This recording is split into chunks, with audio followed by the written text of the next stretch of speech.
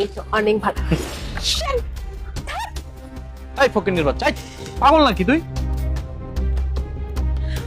হ্যাঁ ভাইয়া, মোনা আমার স্কুল ফ্রেন্ড, তাই আমি দূর থেকে দেখে ওকে জড়িয়ে ধরেছি। সরি রে মোনা, তুই আমার অনেক ক্লোজ বান্ধবী, তাই আমি তোকে দেখে আমি হয় কিভাবে, ক্লাস ফ্রেন্ড হয় কিভাবে, আমি এটাই বুঝতে পারছি না। জানি না রাকিব, আমরা স্কুলে একসাথে পড়াশোনা করতাম, ক্লাস 8 পর দেখলাম, তাও আমার এই অবস্থায়। আচ্ছা, তোর এই অবস্থা কেন? কি হয়েছে তোর? ক্লাস 8 পর্যন্ত পড়ার এতটুকুই জেনে রাখুন, আমার এই অবস্থার জন্য আজকে আমি নিজেই দায়ী। আমি তো কিছুই বুঝতেছি না, তুই সব কি বলতেছিস? পরিবার, বাবা মা সবাইকে ছেড়ে ওর সাথে গিয়ে পালিয়ে বিয়ে করি। বিয়ে করার পর ওর আসল রূপটা, আমার দায়িত্ব আমার উপরে।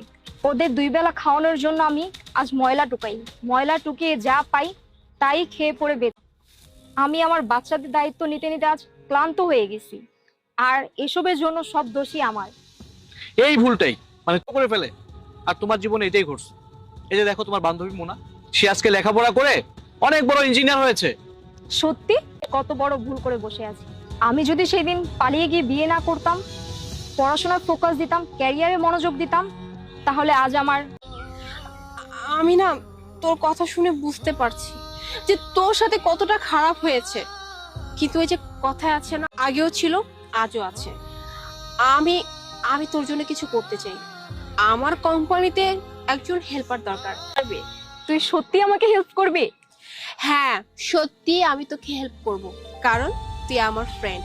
তুই আগে আমার এই অবস্থা দেখে আমার সব বন্ধুরা আমার থেকে দূরে সরে গেছে। আর দেখ, তুই তুই আজকে নিজের বন্ধুত্বের দায়িত্ব পালন করেছিস। তোর মতো বন্ধু। এখন তুমি আমাকে দূরে সরাবে না ওর থেকে? আরে কি যে বলো না, মানে আজকে তোমাদের সত্যিকারের বন্ধুত্ব